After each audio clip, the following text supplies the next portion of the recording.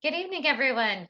I'm Molly Linehan Belcher, and am was happy to be part of the planning committee for this workshop on restorative justice. And in a couple of minutes, I'll be glad to introduce Deborah and Rosie. But before I do that, I'm going to hand things over to Sarah for a minute, just to kind of give us some technical. Be sure we all know what we're doing here on Zoom. Just a couple more notes before I hand it back over to Molly. A couple notes on respectfulness as part of this session. Remember that we are all here to learn. We're all here to receive different stories and perspectives and expertise and knowledge. So we invite you to come into this session, to join the session with an open mind and an open heart, ready to receive what is about to be presented to us. And I also encourage you to remember, when you're making comments or asking questions, or especially when you're participating in the discussion groups in the breakout rooms later on, that comments are intended to be productive and not hurtful in any way. I will also add that, as previous sessions have been, this session is being recorded, so the presentation portion will be available for viewing later on YouTube. But those discussion portions will not be recorded. Those are kind of more of a private conversation. So just know that when you're in those breakout rooms, that portion will not be recorded. So with those notes in mind, if I could get everyone to give a thumbs up to kind of agree to those general rules of respectfulness, that kind of covenant that we can all share together this evening. I think that's all I've got, so I'm going to pass it back over to Molly. Well, I have been delighted to get to work with Rosie and Deborah for the past few weeks as we prepare for this. They both are inspirational, and I'm really glad to get to introduce them right now. Deborah Dean Murphy is Associate Professor of Religious Studies at West Virginia Wesleyan College, where she directs the recently established Center for Restorative Justice. Her approach to restorative justice has been informed by the work of Howard Zehr and the Zehr Institute at Eastern Mennonite University, the International Institute for Restorative Practices, and the writings of St. Thomas Aquinas. Sister Roseanne Hefner is a member of the Congregation of St. Joseph, a licensed professional counselor, and a spiritual director at West Virginia Institute of Spirituality. She completed the Restorative Justice Circle Process training with Kay Pranis and Strategies for Trauma Awareness and Resiliency, which is called, the acronym is STAR1 program at Eastern Mennonite University. So I'm absolutely delighted that they're both here with us and ready to share. So thank you both for being here.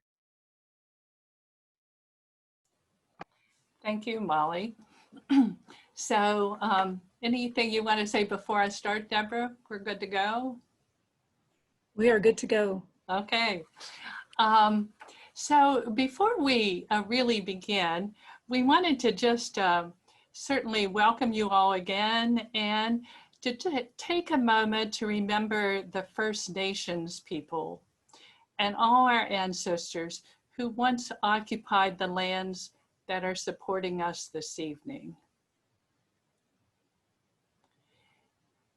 And we'd just like to honor and thank those elders for the stewardship that they once offered the lands that we are now able to live on. The other person I'd like to acknowledge is Kay Pranis, that Molly mentioned that I did the circle training with. And she just is a real wisdom kind of figure for me.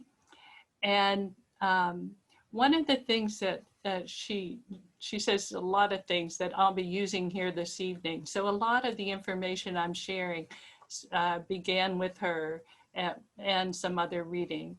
And we want you to know that what we're sharing comes from our own journeys and our own circumstances, that we really don't speak for everyone in the restorative justice movement. There are lots of folks out there doing this work, and maybe even some of you on this with us this evening. And in some respects, we really don't have anything to teach you, that if what we say resonates, it's probably because you already knew it. And one of the things that Kay says in her book on Circle Keeper's Handbook, a First Nation elder in Canada once taught us in a circle that a teaching is the rekindling of a truth we were born with that describes our understanding of our role. She says, I do not teach, I create spaces for people to reconnect to their own wisdom and collective wisdom. I am deeply indebted to the Indigenous people of North America for helping us to remember. She goes on to say, for me, this work is about helping remember. Remember who we are as human beings. Remember our birthright to be in good relationship, to honor the capacity we were born with for living well with one another. So in that context, we'd like to use this presentation this evening and present it in a circle process kind of context. So restorative justice is really about its use in the criminal justice system, and restorative practices are those that support that process of restorative justice.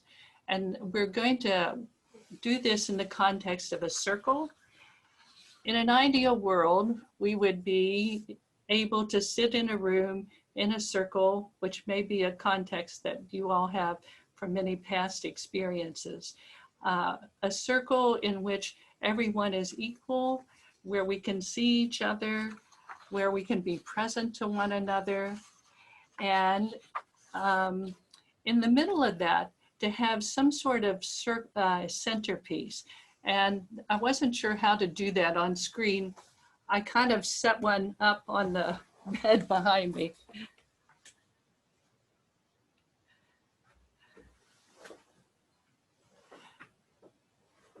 So that you would have like a cloth or a mat on the floor, a focal point, perhaps like a candle, perhaps water, a bowl of water for cleansing, so that you create this environment for the circle to take place.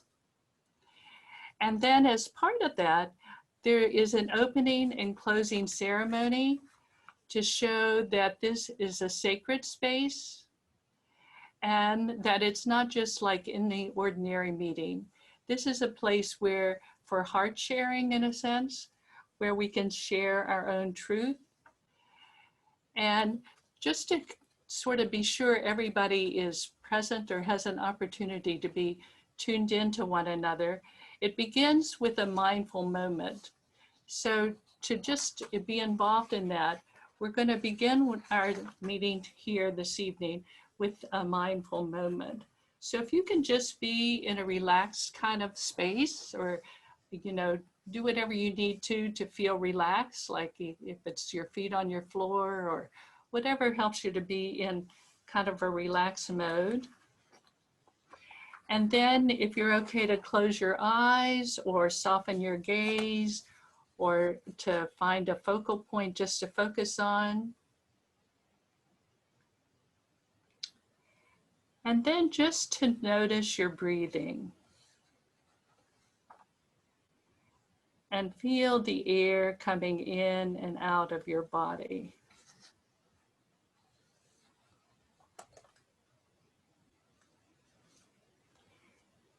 And just use that focus on your breathing as a way of anchoring you in this moment.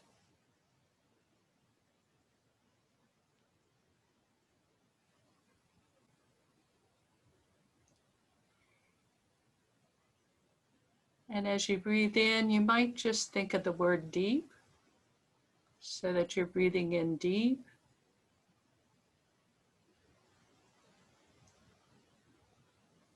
And as you breathe out, think of the word slow, so that you're breathing out slow. And just do that for a few breaths.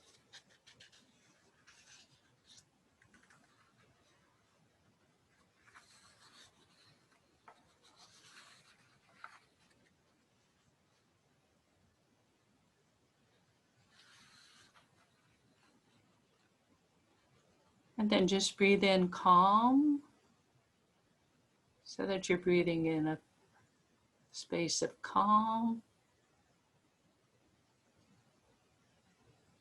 And breathe out ease. Just to breathe out with a sense of ease.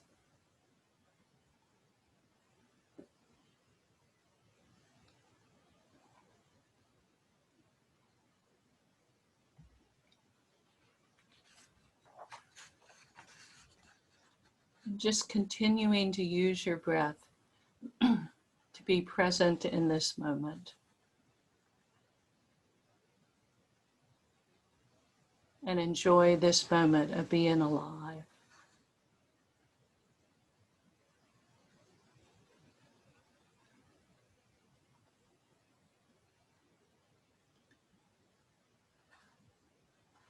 And then slowly, as you're ready, just shift your awareness back to the screen and to those gathered on this screen together.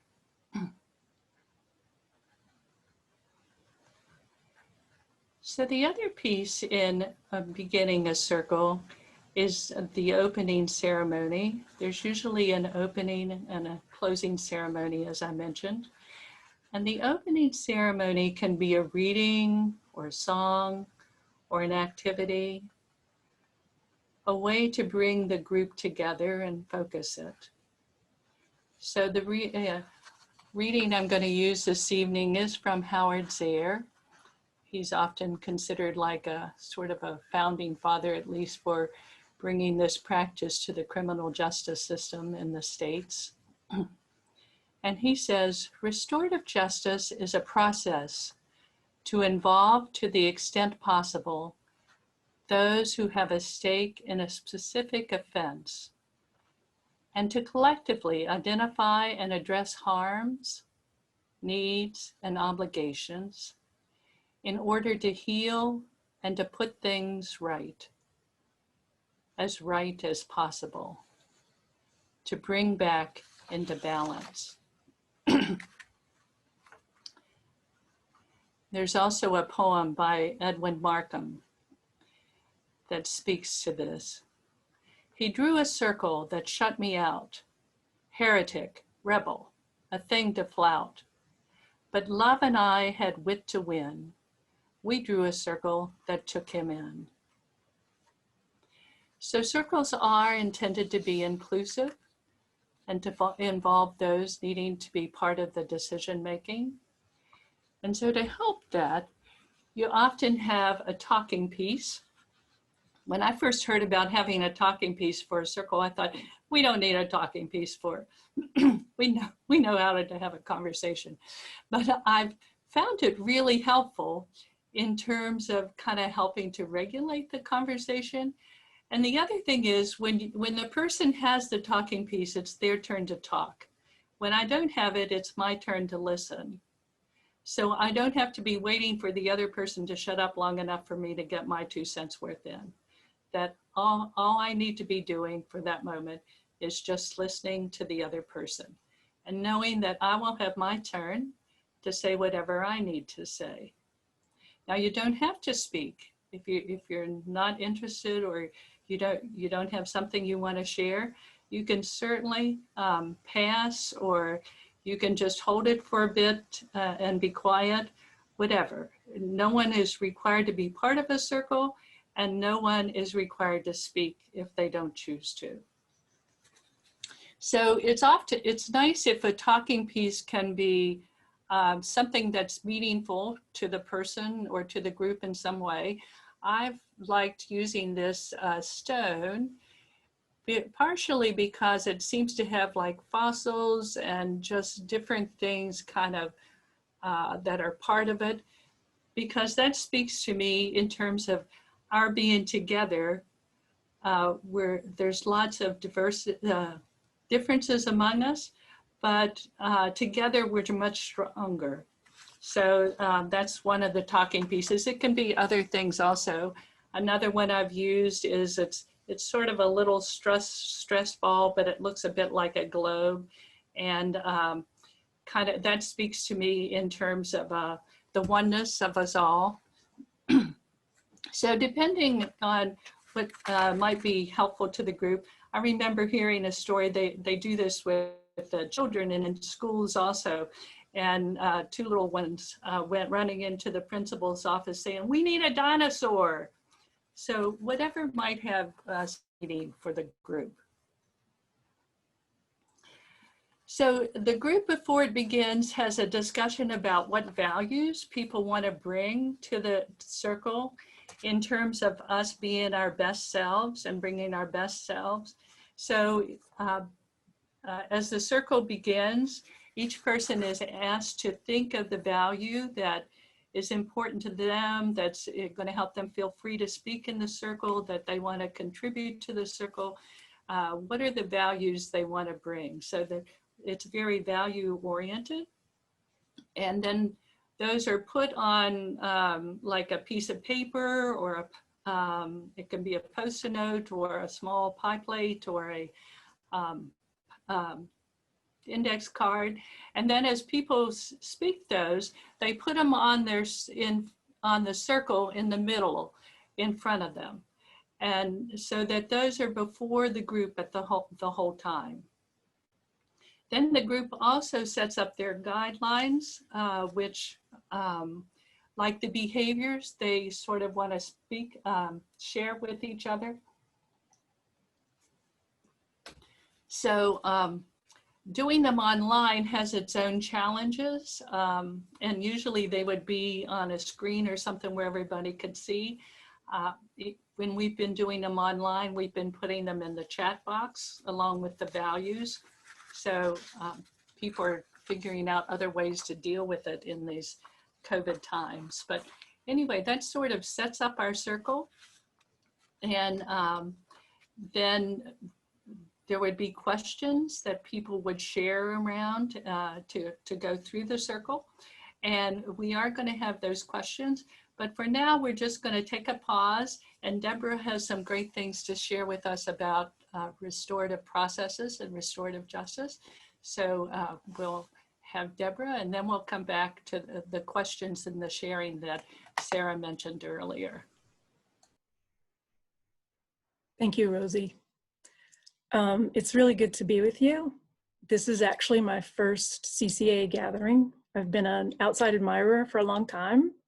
I'm a longtime friend of Michael Iafrate, and he's the one who invited me to be a part of this workshop with Rosie and Molly. And I reiterate what Molly said, it's just been delightful to work together these past few weeks to try to put some thoughts together and a bit of a presentation to make this as informative as it can be.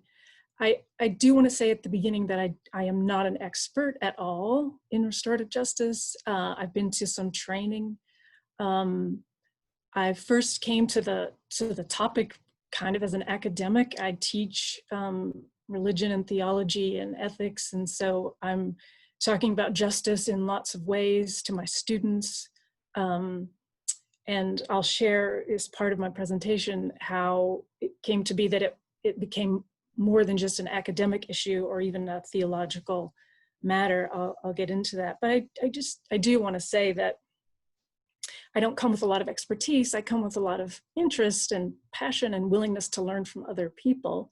And I think Rosie might be right that there are folks even on this call who have some experience. And I hope when we do get into our circles that we can learn from one another and we can share with each other. I do have a PowerPoint that I'm going to share. And as Molly mentioned, there are a couple of brief videos that we'll watch. And when we get to that point, I'll put those links in the chat, and I'll say a little bit about what they are and what to do with those and how to think about those. But let me share. What I also hope to do with the PowerPoint, we'll see how it goes. Some of the content on the slides kind of draws on some stuff that's available on the internet, and so I might, if it seems like it works, I don't want this to be aggravating as sometimes Zoom presentations can be, but if I can slip in and out of the PowerPoint to go to website just to show you a site and poke around on it. We might try to do that too. That's my hope, but it'll be fine, however it turns out. We won't stress about the technology. So as Rosie intimated, restorative justice is rooted in ancient practices that are devoted to both conflict resolution and community building. And I want to talk about both of those pieces of restorative justice as a practice. It's about the work of transforming systems and transforming imaginations. And in the last 50 years or so, restorative justice has reemerged as a promising paradigm for reimagining ways to deal with harm and to nurture communities of mutual care and solidarity.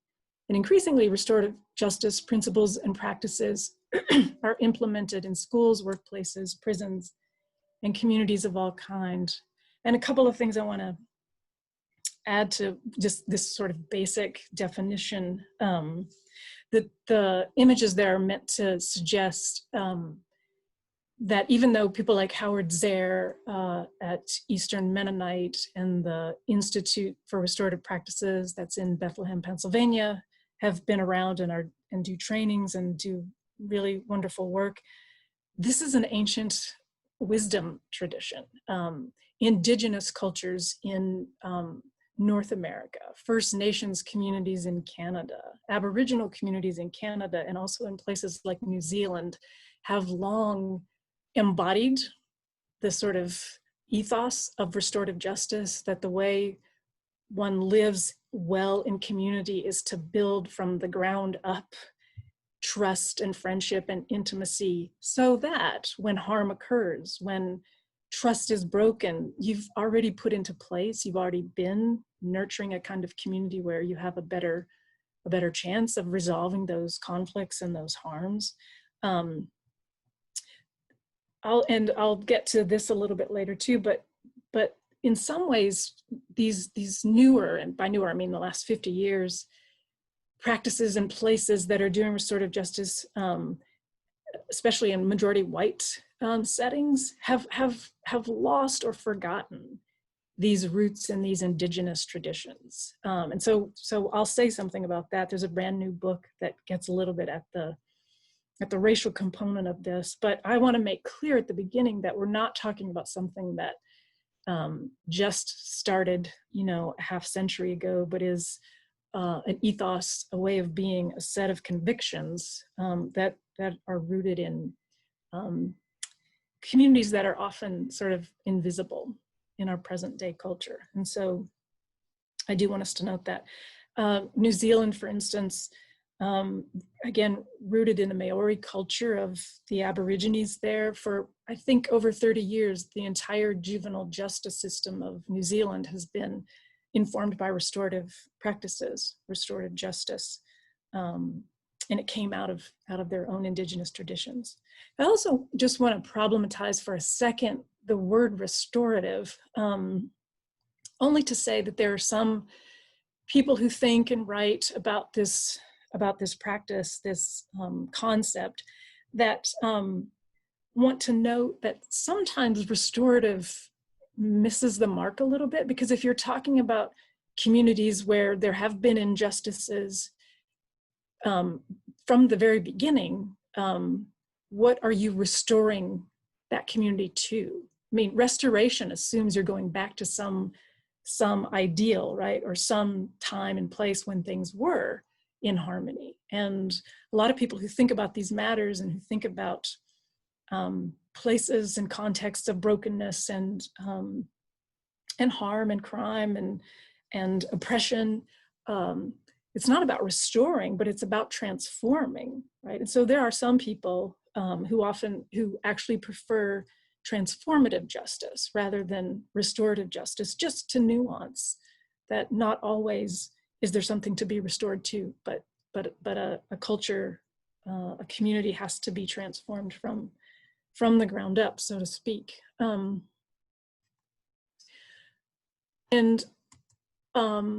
Rosie already mentioned how much Howard Zehr, who does draw on these ancient traditions, but has in some ways transformed restorative justice for more contemporary context. And these bullet points that I'll show here do come from his work. Restorative justice focuses on harms and consequent needs, and the needs of all the stakeholders in a situation of harm, the needs of victims, but also of communities and offenders. Restorative justice addresses obligations resulting from those harms, the obligations of offenders, but also the obligations that communities and a society as a whole has. That's a bit of a nuance on the so-called criminal justice system, right? Where the obligation we tend to think is only on the person who has done the wrong. Restorative justice uses inclusive collaborative processes. We'll be practicing the circle as Rosie so helpfully outlined it for us. And this is a prime tool and technique for being inclusive and collaborative whenever a group is seeking restoration or transformation.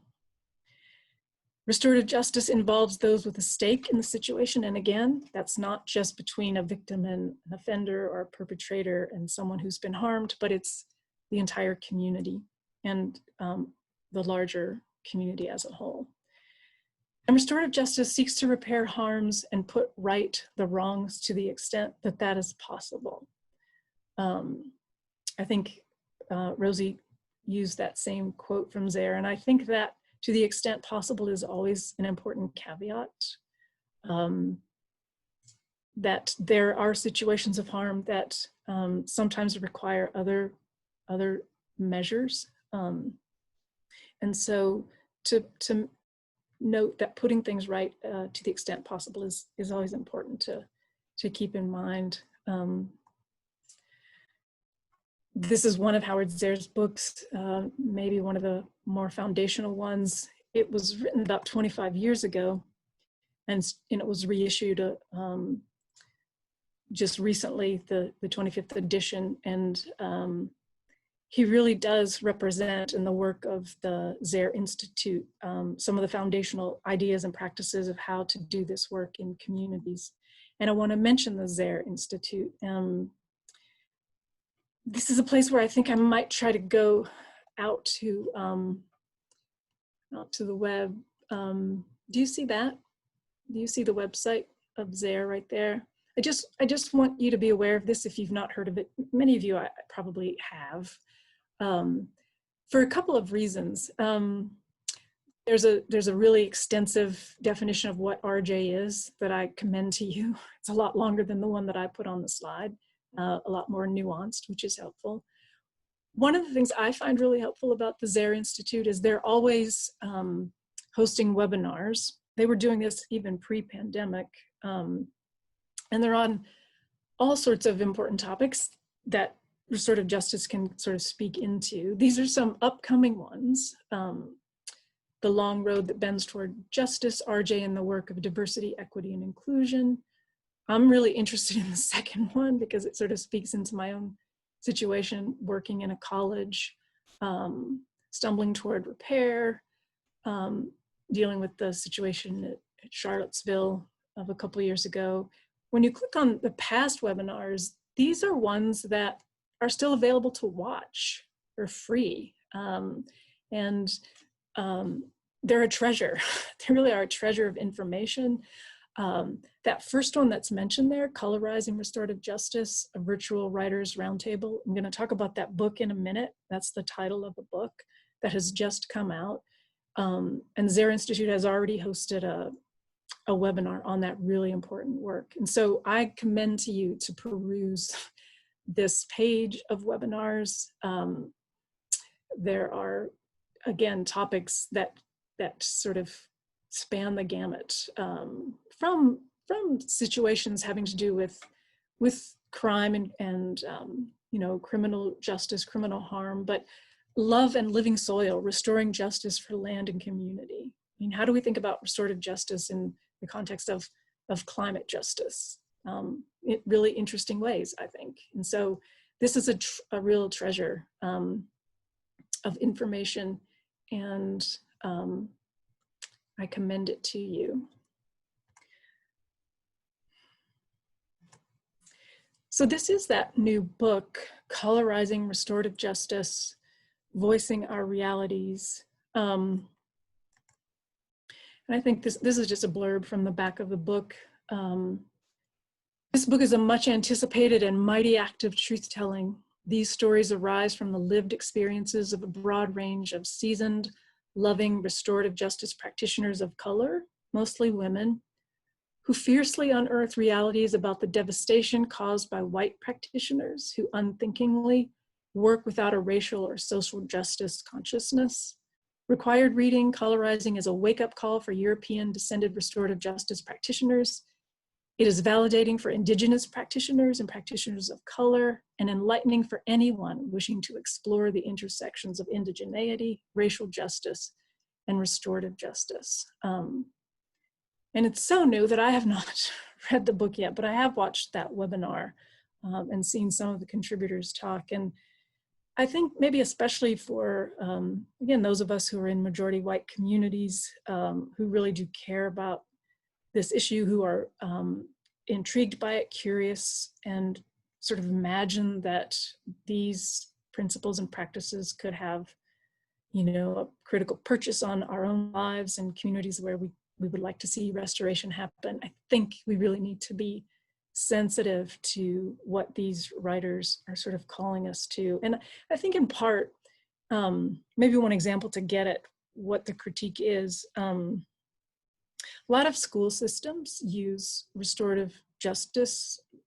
It's a great thing. But I think in part they note that for, again, a lot of majority white schools, or maybe not, I mean, the students may not all be majority white, but the majority white administrators often, who, with the best of intentions, want to lead restorative circles and use these practices, sometimes are just not quite aware, as they should be, of some of the racialized components of inequity or injustice, even in their well-intentioned ways of dealing with the wrongs or the harms that they're trying to deal with. And so I think it's important, maybe especially for people coming new to this movement, to be aware of this really important book and this important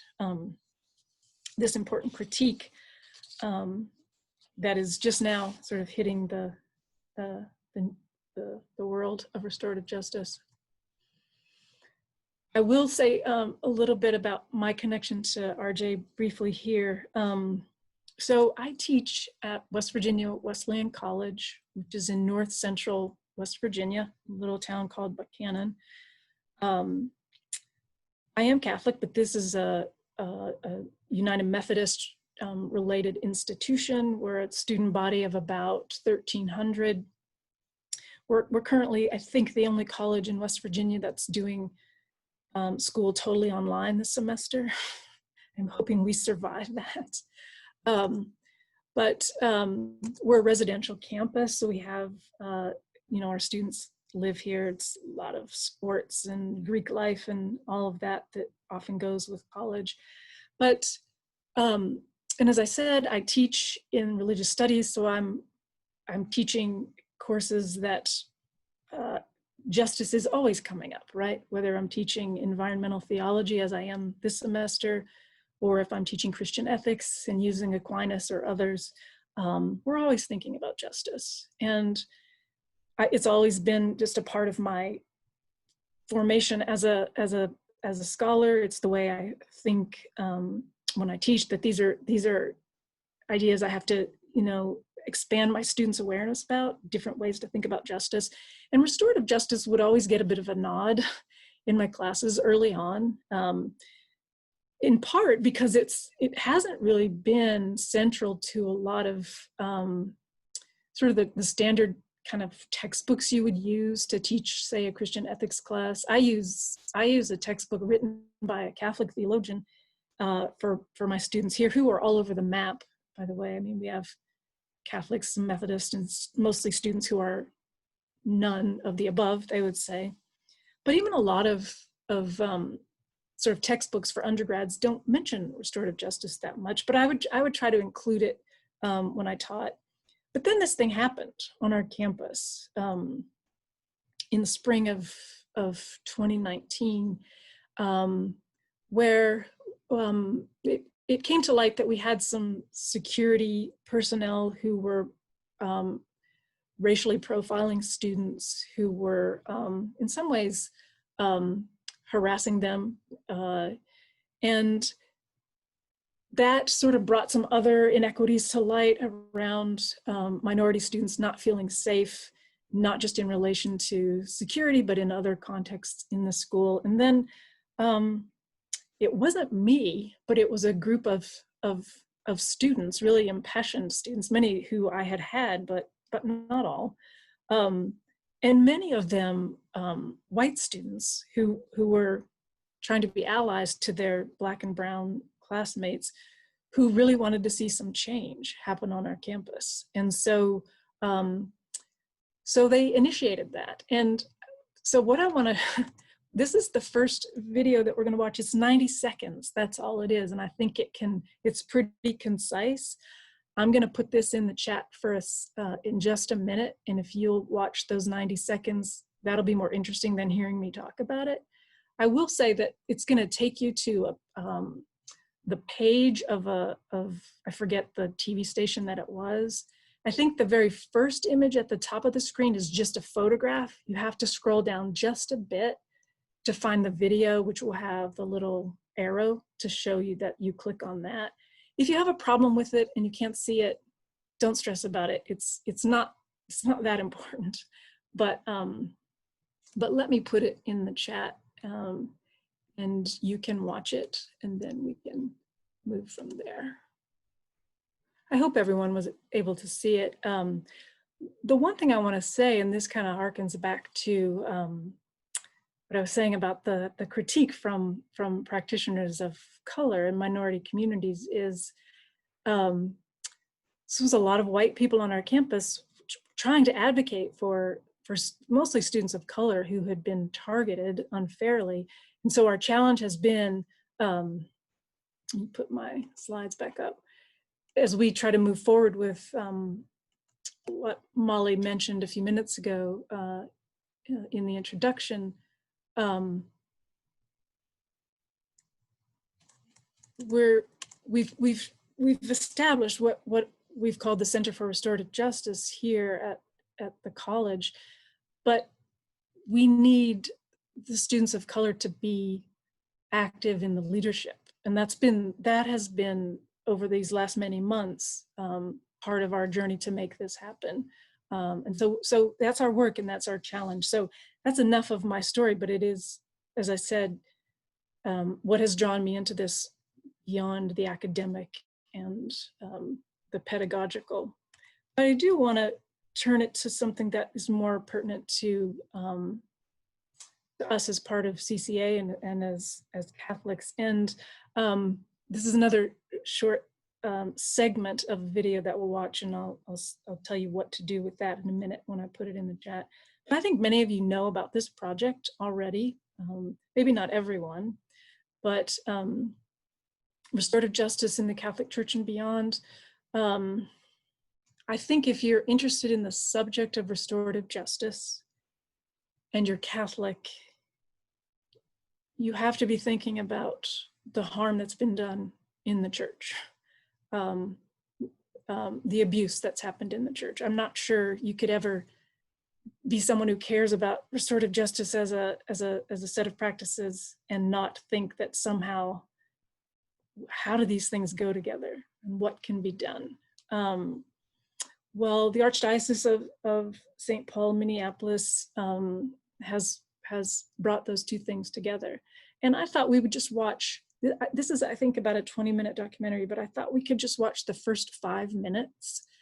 So that's what I'll ask you to do when I put it in the chat.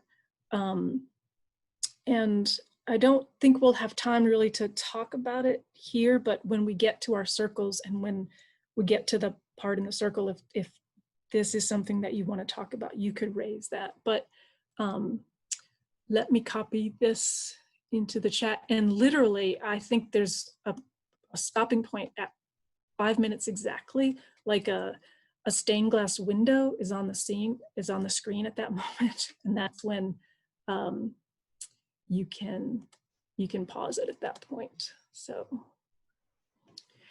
I think all I want to say at this point, because I do want to finish up here in just a minute, I just have a couple more sort of informational things to share, is I think just the little bit that we saw in that film is a reminder that for restorative justice to actually be possible, all the stakeholders in a situation of harm have to come to the circle, and so that they have been able to do that there is inspiring. And I know that there are people on this call who know more about this. So again, that might be something folks want to talk about.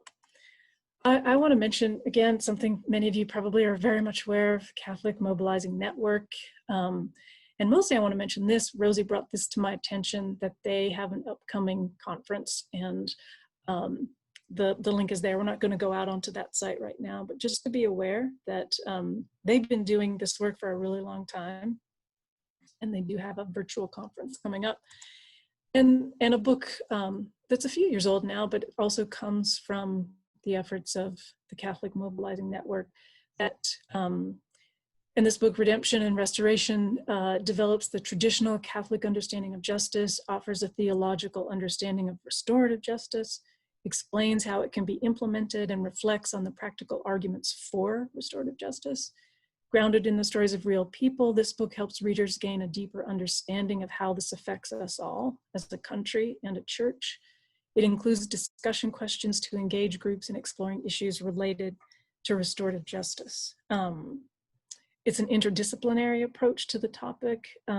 There's, as that little blurb says, kind of looks at justice in the whole church tradition, and then kind of narrows in many ways on criminal justice. There are a lot of essays in this book that go to the roots of restorative justice in the Jewish and Christian scriptures, and lots of real world examples, case studies that people can kind of draw on. So I recommend that resource too. The last thing we want to do here, we're gonna take like a 5-minute break when I'm finished here in just a couple minutes, to give people a chance to stretch before we go to our circles.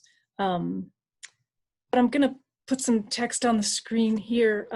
If what we've been thinking about, and again, I assume many of you know this, that restorative justice is not punitive justice, but it is about how one transforms or restores brokenness.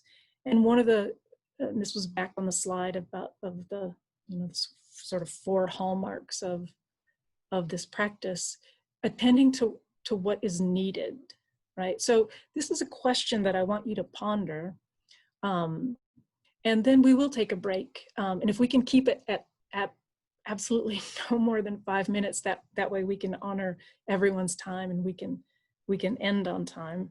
But ponder this question now as you look at it, and then over the break. We're not necessarily going to do anything with this particular question. I just wanted to end with this one as a way to kind of bring us back to one of the hallmarks of how restorative justice is important, and so very different from the punitive models that we often think about. So maybe you can remember a time when a valued relationship became strained or broken, or when trust was lost. Recall your feelings. What was it that you needed? And restorative justice is about attending to those needs. I'll leave that up, but people can turn your cameras off, take a break, whatever you need to do, and then we'll come back in no more than 5 minutes. What is 5 minutes from now? I can't. That would be 9 or 7:40. It's 7:35 right now, Eastern. So we'll be back at 7:40 Eastern time. Thank you. Yeah, I think we're close. All right. So welcome back. So at this point, you've probably understood we're going to break into 2 rooms to do the circle. So we're just going to use that circle process in each of these rooms. We'll have the same questions, but because of our wanting folks to have a time to share and to get around to the whole group, I've been in groups of like 25 where, you know, it can take an hour and 45 minutes to make one round. So we thought it was better to do the 2 groups. And we'll also kind of imagine that we've already done around sharing our values, but if you want to just think for a minute, what are the values, a value or 2 that's important to you that you would want to bring to this group, or is important in our life that you want to be sure would be part of this or would help you to feel safe to share? So just to think about that. And then when we get to the group, they'll also put in the chat box some suggested guidelines. And again, we probably won't do a round getting everybody's agreement, but when you do your first introductory round, if there is some concern or question or whatever, perhaps you could just share that, you know, as part of your own introduction for yourself to see if everybody sort of agrees with those. And so we'll just sort of pick up the circle then with acknowledging that we're bringing values to the group, that we have guidelines that we'll just double check that everybody's in agreement with, and then we'll see, we'll have a couple of rounds. So thanks to our technical assistants, they will break us into 2 groups, and we'll have about 30 minutes to do the group together, and be checking in with each other perhaps along the way to see if that's working. And we'll come back, it looks like about 8:15 to, and at that point, we'll just see if there are questions that need to be responded to or things that people want to share with the whole group. And then we'll have a quick closing round and closing ceremony. So that's where we're headed from here. And those of you who have the magic buttons, if you will send us off to chat rooms, please. Okay, I've got them set up for 30 minutes, so I'm going to go ahead and open those rooms. Just a reminder that Before you do that, sorry. Sure. Sorry to interrupt. Rose or Deborah, were one of you going to post those guidelines or those values in the chat? Or Oh, okay. Yeah, we could. Molly could do that now.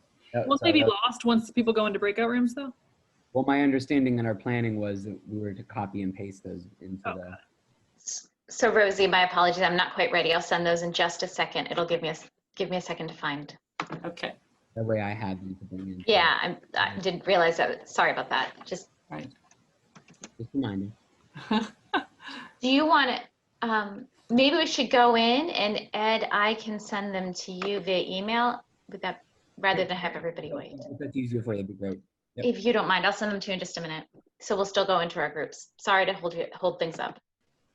No worries. And just a reminder that the breakout rooms will not be recorded. They will not be part of the recorded portion of this session. That's good. I'm going to go ahead and open these rooms for 30 minutes. When I see Allison Petrie, because I don't have good eyes, it sort of looks like Allison's party, and that looks like there really is a party. We are a party. This is Allison's party. These are my party people. While we're waiting for them, one thought I had was about is there anything about like how young, I don't imagine there's like too young of a time to start thinking about restorative justice in your own family or in a school, but to more normalize it early. There are lots of schools who do it starting in elementary school. That's cool. Yeah. There's some cool work toward this around like bullying and cyberbullying, things like that, particularly.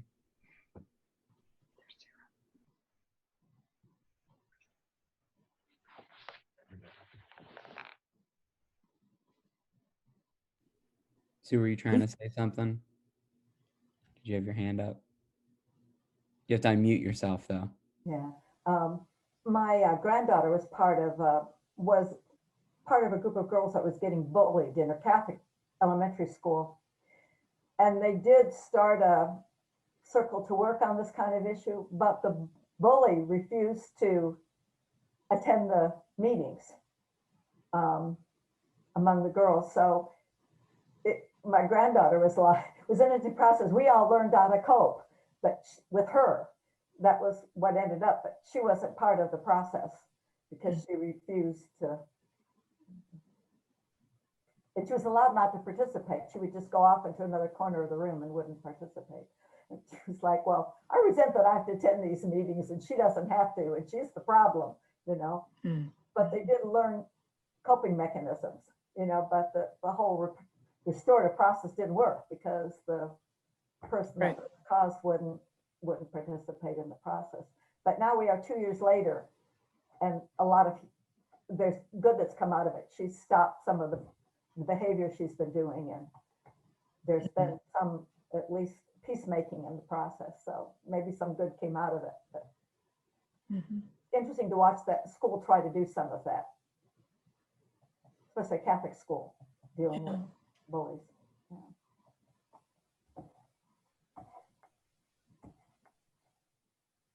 Sue, can I ask you a question? Do you belong to St. Eugene's in Asheville?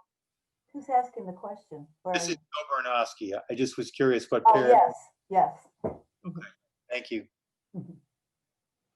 So I'm wondering if in an effort to respect people's time, we would just close the circle, and then if people want to stay around for some sort of question or discussion, Deborah and I can hang on. Does that sound okay to you, Deborah? Yeah, that's fine. Okay, so we don't have a closing order, like a large circle order.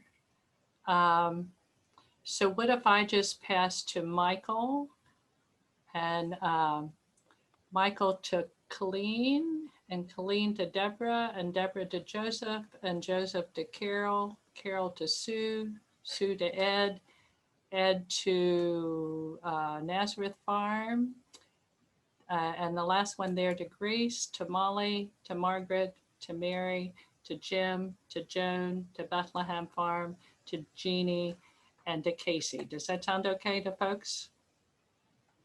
We're just going to close with a word or a phrase of sort of how you are in this moment.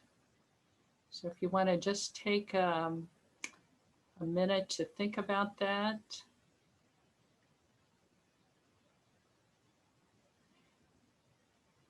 And I think my word would be interested, curious, and I would pass to Michael.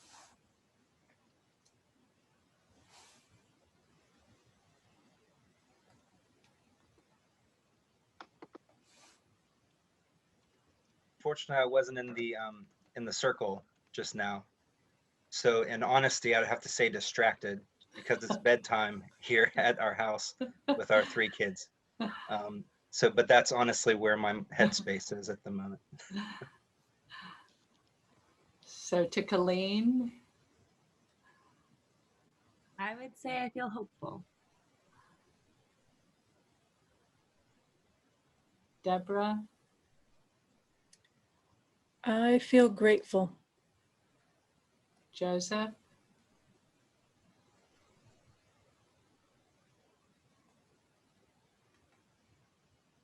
You're muted, Joseph.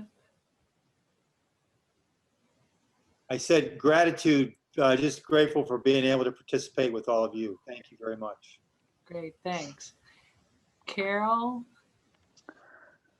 Very inspired by all the young people.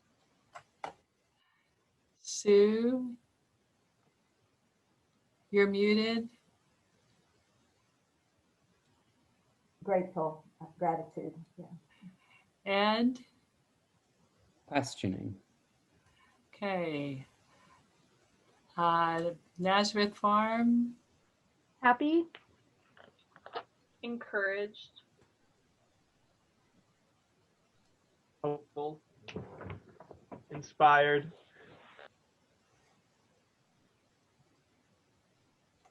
Is that everyone there? Grace? Encouraged. Molly? Stretched. Margaret? You were muted. Thankful. Mary? That was my word too, thankful. Thank you. Jim? Thankful for all of you. Joan? Refocused. Okay, Bethlehem Farm? Open, motivated, re-energized. Jeannie? Also hopeful. Casey? Graced. Sarah? Energized. Great, thank you all very much. So Molly will read a little closing reading.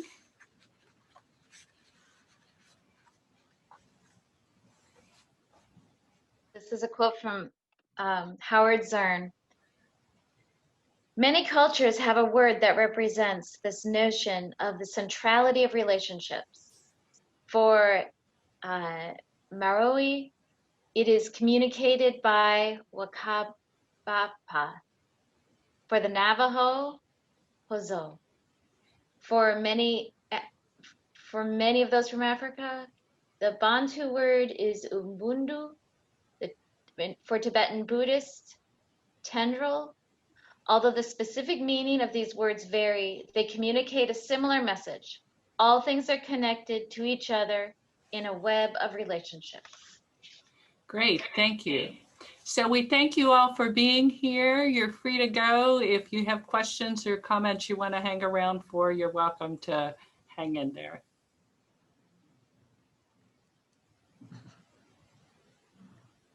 Father Hadi, we didn't get your. Oh, I'm sorry. We missed Hadi. You want to offer a word? Grateful and encouraged. Okay, anybody else out there I missed?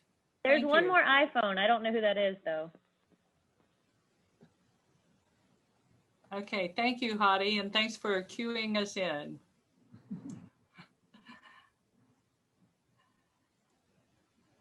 Okay, I was trying to be respectful in case people were anxious to get off to the debate. So, but if you have any thoughts or questions or anything you want us to. I think earlier, Rosie, there was a question about, or actually it was to Deborah. The question was for Deborah about what textbook that you're using that you teach from. I don't teach a course on restorative justice, but in kind of habituating ourselves as we're starting up this center, we're reading Howard Zara, the book on lenses, also his little book of restorative justice. Just one second. Deborah, I have it.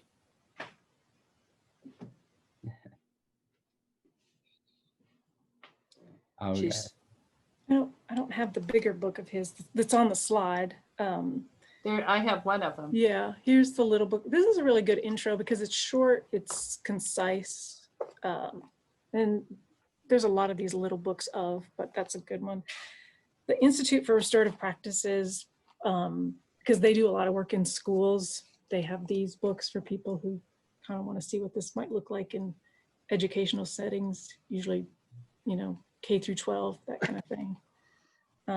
So those are the main ones. I'm really interested to read this book on colorizing restorative justice to sort of get the corrective on how it's been a little too white for a little too long in the North American context. If I remember when that question popped up, the timing, that may have been referring to what the ethics textbook is that you you mentioned that Oh, I used just in case that's what it was that the person was referring to, but that could have been what they meant.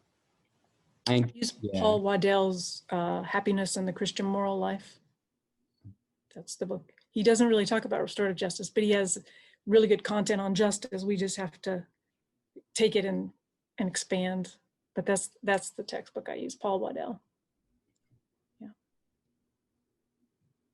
If you're interested in more on circles, Kay Pradas has the one on the circle process where she describes them in pretty good detail.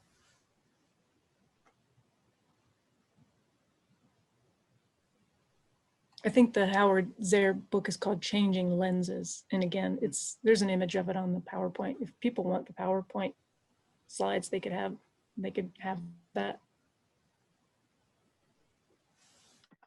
My apologies to everybody that I didn't have the guidelines lined up. Somehow I didn't realize I needed to have those on hand, so I apologize I couldn't pull them up like that. We went and it was kind of nice when we got to we just did it. You know, we just did it as part of the group, and I think that was probably generative for folks. It kind of loosened people up and got them sharing, I think. So I think it worked out really nicely. Which frequently is what happens, and sometimes if you're short for time, like we were, you present them. Somehow I thought we were going to, as a large group, brainstorm them, and I'd write them as they did, and that was why I didn't have it already set. So. Wow, I feel we were waiting for you, and I said, well, in the time we're sitting here waiting, we could just do it. So really nicely. Good choice. I have a question, if maybe for either Deborah or Roseanne. I appreciated, and I wasn't in the circles, like I said, but it has more to do with some of the content of what Deborah was discussing before that. I appreciated the distinction you made between restorative justice and that some people are liking to use the word transformative justice. And I was wondering if either of you have thoughts on that distinction as this way of approaching justice applies to the church and what we're dealing with in the church, that distinction between restorative and transformative. We got a little bit at that in our circle because it was acknowledged by participants. Not I didn't really raise it, but I invited people to talk about it. You know, what's happening in this diocese, and because we cannot get all of the stakeholders at the table, there is really no possibility for restorative justice. But I think it was Hadi actually, and maybe he might want to speak to this. And he was referring to the film, right? Because some of this comes up in the film, that just making safe spaces for victims of abuse to be heard and to be seen can be transformative for them. So I don't think it's a zero-sum game, all or nothing. Like, we can't have restorative justice in this diocese because it is just not going to happen. But maybe there are ways we can create spaces and circles and possibilities and relationships where people can be heard. Do you want to speak more to that, Hadi? Because you were eloquent in our circle about that. Yeah, that's one of the things we learned from the team, Justice Janine Gasky and Father Dan Griffith. And then in the presentation in that video also is Paula Kemper, who is a victim survivor and organizing the support groups from there. And so a lot of the things I learned is from what the victim survivors have to share, which is the first part is just being heard and being believed.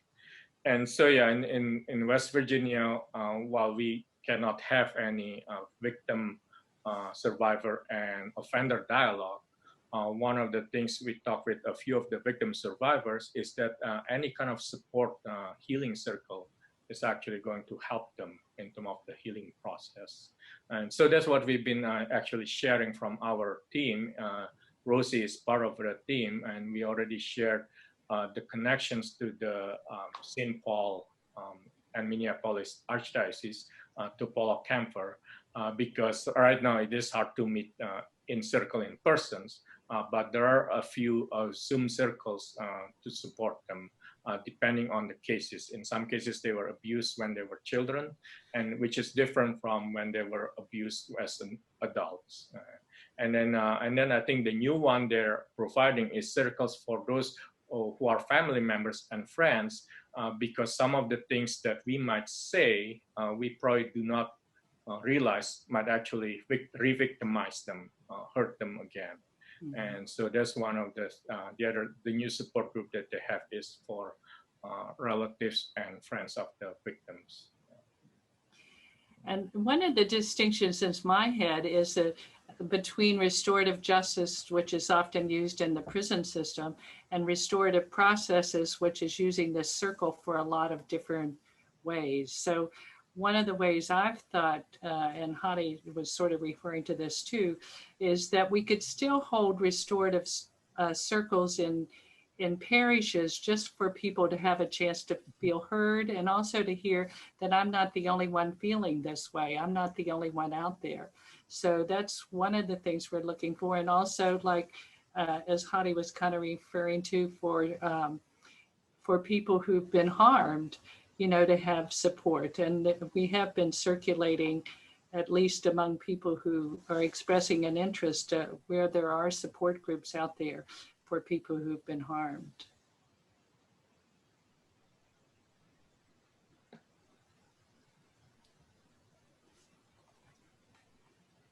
So is that sort of it for folks?